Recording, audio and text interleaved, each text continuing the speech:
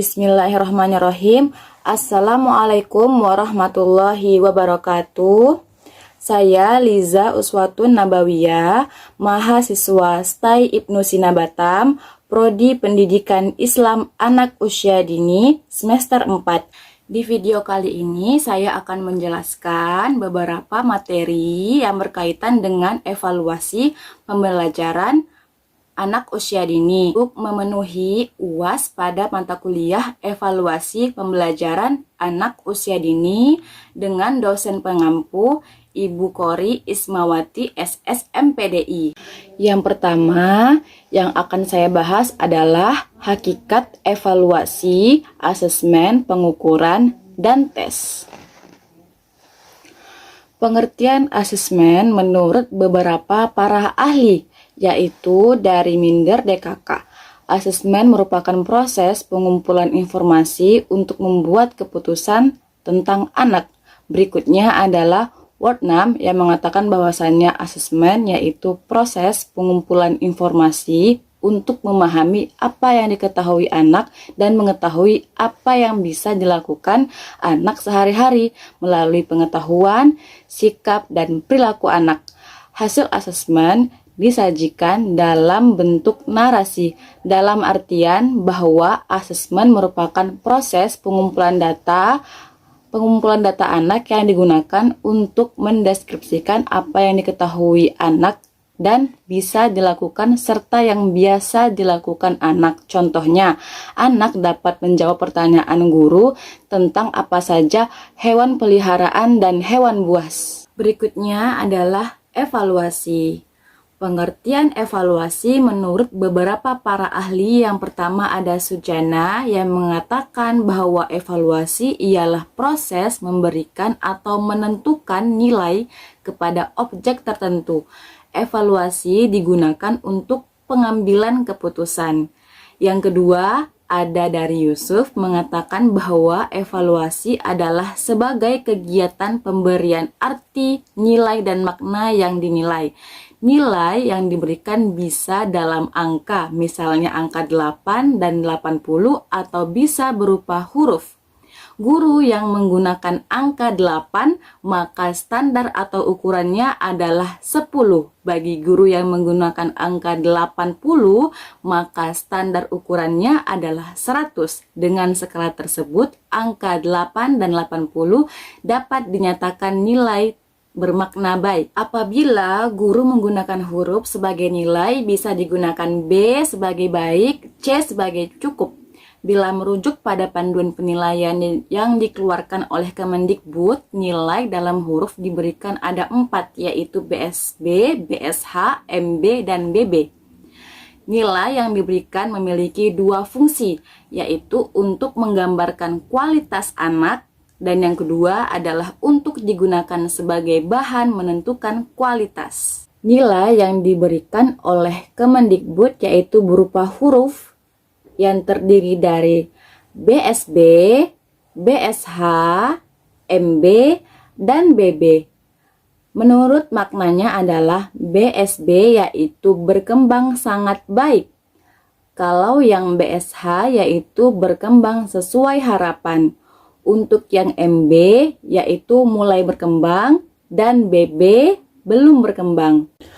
Pengertian pengukuran menurut ahli yaitu Hamzah 2015 mengatakan bahwa pengukuran diartikan sebagai kegiatan memberikan angka pada suatu peristiwa atau benda, yang berarti pengukuran itu bisa dikenakan pada apa saja yang menggunakan alat yang menunjukkan hasil pengukuran dalam bentuk angka.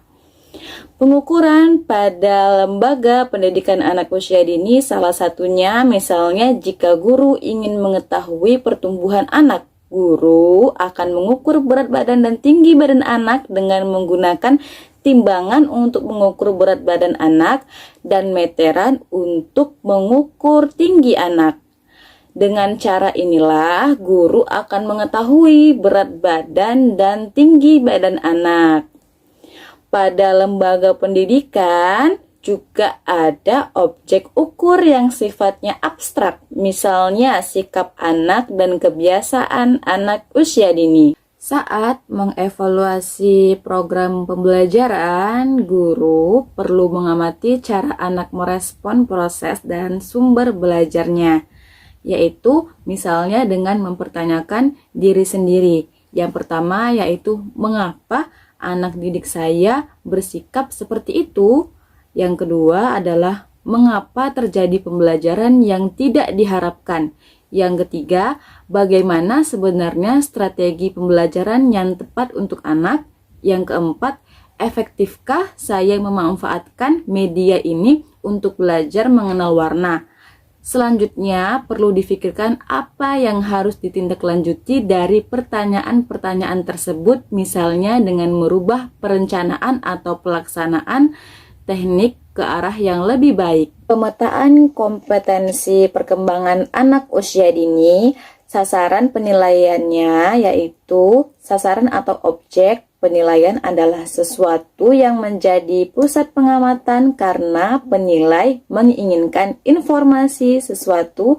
Sasaran ataupun objek juga meliputi unsur yaitu input, transformasi, dan output.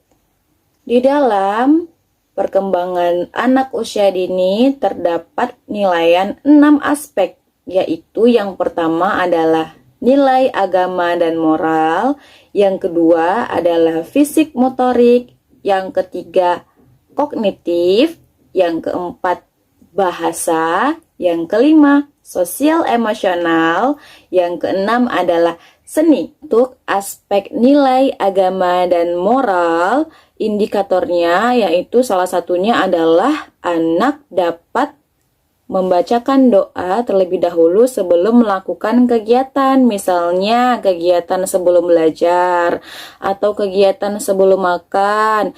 Kalau sebelum belajar pastinya ada doa sebelum belajar dan sesudah belajar. Kemudian untuk kegiatan makan pastinya ada doa sebelum makan dan sesudah makan, dan kegiatan lainnya ya. Kemudian kita masuk kepada aspek fisik. Aspek fisik dan motorik yaitu ada dua. Yang pertama adalah motorik halus dan yang kedua adalah motorik kasar. Salah satu indikatornya adalah untuk fisik motorik bagian motorik kasarnya yaitu anak dapat melompat, berguling, dan lain-lain sebagainya.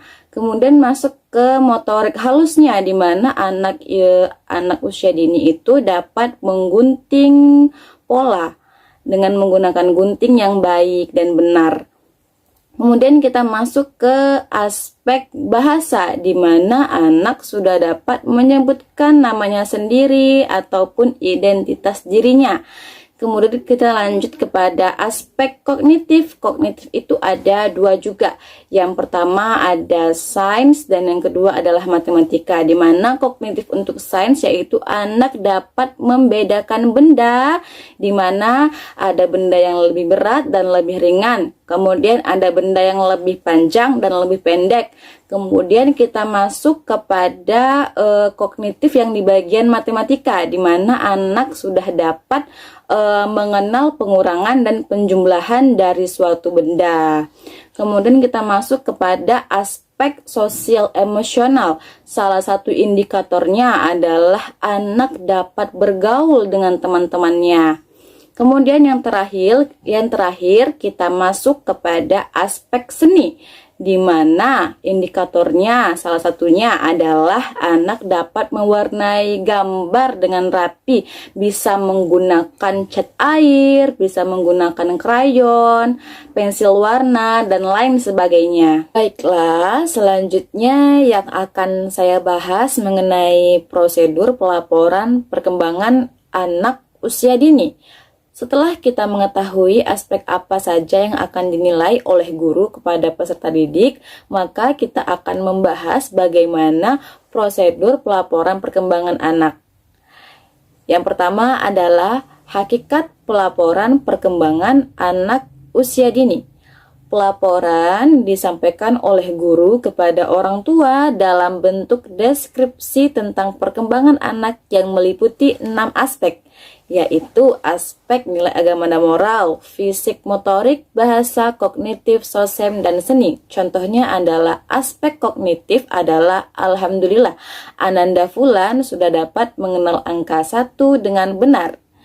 Tujuan pelaporan adalah untuk membantu guru merencanakan pembelajaran selanjutnya yang disesuaikan dengan perkembangan anak. Selanjutnya yaitu ketika melaporkan suatu informasi, maka perlu diperhatikan hal-hal sebagai berikut. Yang pertama, siapa yang akan menerima pelaporan? Yang kedua, apa isi yang harus dimuat dalam pelaporan perkembangan anak? Yang ketiga, bagaimana bentuk pelaporan? Bisa jadi lisan, tertulis, atau bentuk lainnya. Yang keempat, bagaimana format pelaporan perkembangan yang digunakan? Yang kelima, bagaimana menggunakan laporan perkembangan anak? Yang keenam, bagaimana jadwal pelaporan pada perkembangan anak usia dini. Berikutnya adalah isi pelaporan perkembangan anak, yaitu yang pertama, bagaimana perkembangan anak belajar di sekolah, akademik, fisik, dan sosial emosional anak. Yang kedua, sejauh mana anak berpartisipasi dalam kegiatan di sekolah. Yang ketiga, kemampuan apa yang dicapai anak. Yang keempat, apa yang harus dilakukan orang tua untuk membantu mengoptimalkan perkembangan anak lebih lanjut. Baiklah, kita masuk kepada manfaat dari pelaporan perkembangan anak.